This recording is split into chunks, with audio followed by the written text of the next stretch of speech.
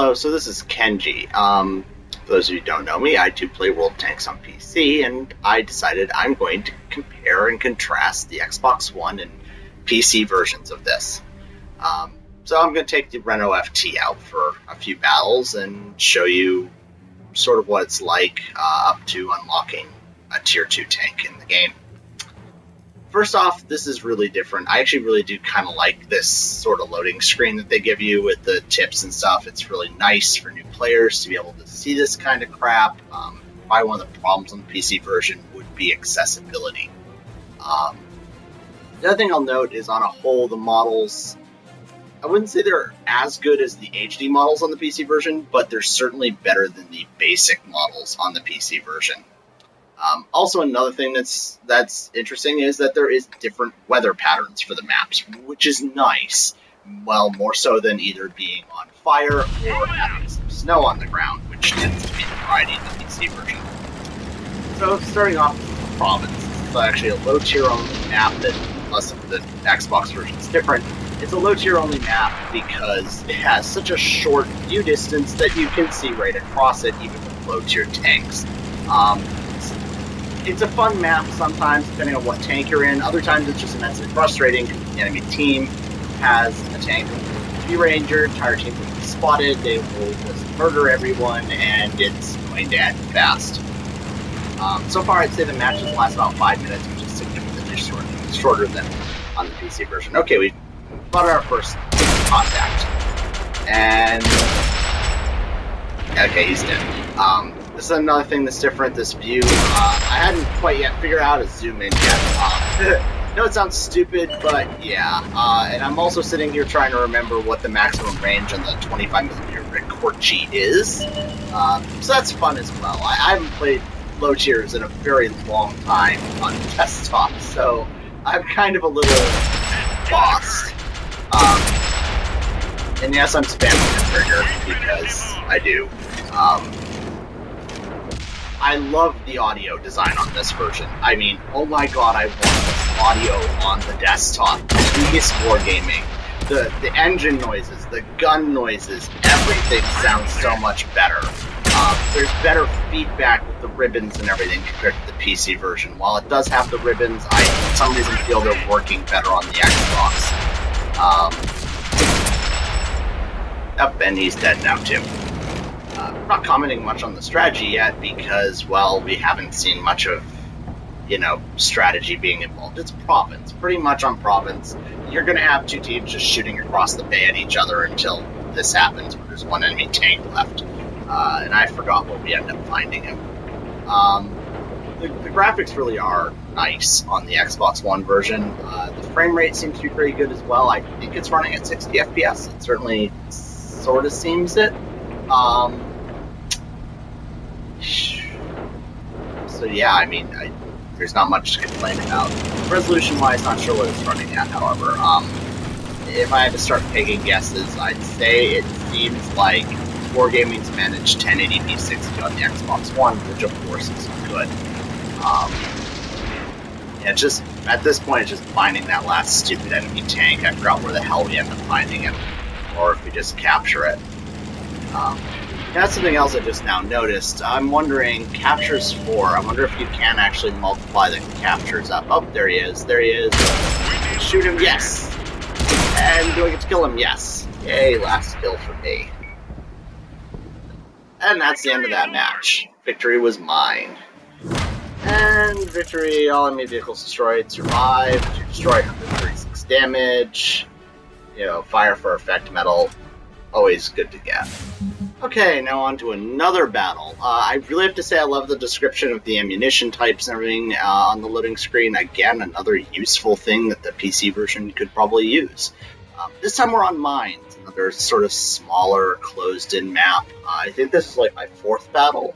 I'm still having some problems adjusting to the control scheme. I would definitely love to play this with a keyboard and mouse for obvious reasons.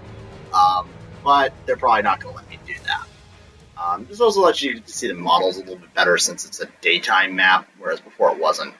The other thing I have to say I didn't notice until about now was the fact that penetration marker is completely the opposite of the desktop, where red, or in my case, the blue, is your high chance of penetration, which makes absolutely no fucking sense. But hey, yeah. And here we see that the player community on the Xbox version is about as good as it is on the PC version, meaning they're going to ram into you and drive you off the road. Oh well, maybe he's just having a problem with controls like I am. Anyways, I'm going to go through the middle on this. Yeah, and this is the battle that I believe gets me enough XP to get my tier 2 tank, so you guys will get to see that as well. So let's see. It's just basically a nice little grind until we get up on behind this rock, which takes way longer than it should, because runner left to as many things. Unfortunately, fast is not one of them.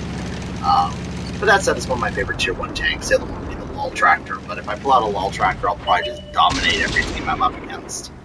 Again, the sound design on this version is amazing, and there we go again with the love feedback system for spotting, something that the desktop definitely needs. You know, given scouting is probably one of the most broken aspects right now. And I don't know what the hell this guy was doing, whether he just couldn't drive the MS-1. I think I just took his ammo rack out. And now he's dead. Always good. Now I'm just going to wait behind the rock for other targets. Although I am seeing that there is some problems developing on the east flank. And when playing this, top tip, that little map in the right-hand corner, it's not for show. Very important to pay attention to at all times. If you really want to fucking piss your team off, just ignore the fucking east flank. Just do that all the time. You'll lose so many battles that way. And here I am taking pot shots with the Lull Tractor because he was spotted, trying to see if the 2 tanks that are over there can deal with the east flank. But it's about this point where I'm going, oh shit, no, yeah, this team is not going to do that. And so I start sort of heading back. Before you ask why I'm driving like that, it's because I'm kind of struggling with the control stick still. Will I get used to it? I don't actually know. Oh well. I actually think that one tank is AFK. I think the Team 1 sitting in our base is probably AFK. Which isn't friendly or fun or nice, because we're down a tank. So I'm going over this flank, figuring, okay, I better get over here and help, and oh shit, yep, there he is. And I leave the target a little too much, and I miss, and he's dead. Okay, so probably didn't need to come over here, but still better I came. I'm going to clear this flank now, just to make sure that the other tanks aren't over here. We still haven't spotted one of their tanks. Unlike the PC version, there is no last spotted indicators on the minimap, which is kind of bad. I hope that they add that soon. Last spotted indicator, basically last time you spot an enemy tank, it leaves a little faded out marker on the minimap. Very, very handy to have. Like, in seriousness, it's one of the things they used to add in a mod constantly because most players loved having it, and then Wargaming just incorporated it into the game. Another thing would be the view range indicator. I don't know, I haven't played a TD yet or anything with limited arc, so I don't know if they have the firing arc indicator or anything else. I know I'm babbling an awful lot. It's probably not very interesting to watch because it's not a very good battle or anything. I'm just, this is the first few games I've been playing in this, and I'm more or less just trying to give perspective. Suppose this is cross-platform. I don't know if I've run into an Xbox 360 player yet or not, but yeah. And to warn you, there's probably about to be a hitch because I'm going to have to edit in a second clip for the rest of this battle. Although nothing else really interesting happens, I might just cut to the next bits. And forgive my terrible editing, I'm not really used to Upload Studio, so I'm doing my best. And yeah, I'm just wandering over here. The last tank's over there. We win this battle. I'm probably just going to cut in the next thing. Instead, now we'll look at buying a new tank, and I have no clue if that transition worked right. Sorry, I'm still learning this stupid video editing stuff. Anyway, so let's look at buying a new tank. The tech tree and everything is very different from the desktop version. I'm deciding I'm going to go down the French heavy line first for shits and giggles and lulls, and also because I really do love the French heavies. Buying the D1. which I don't have fond memories of, but I'm hoping that maybe other people, and actually it looks really cool. The D1 looks really cool. Right now I'm just screwing around with the crew because the crew system's a little different. Yeah, I was going to reassign him, but I can't because I don't have the credits to do it. I have 600,000 credits. I don't even have 60,000 credits in this game yet, which is what it costs to retrain him. And I'm not buying a package of gold yet. I don't know how much of this I'm going to really be playing. So I recruit a crew and 50%. Oh, joy, this is going to be fun. And then this happens.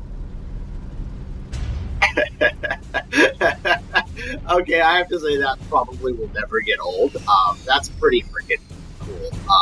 I like that. I really do. And then it comes up with a short little description here about what light tanks do.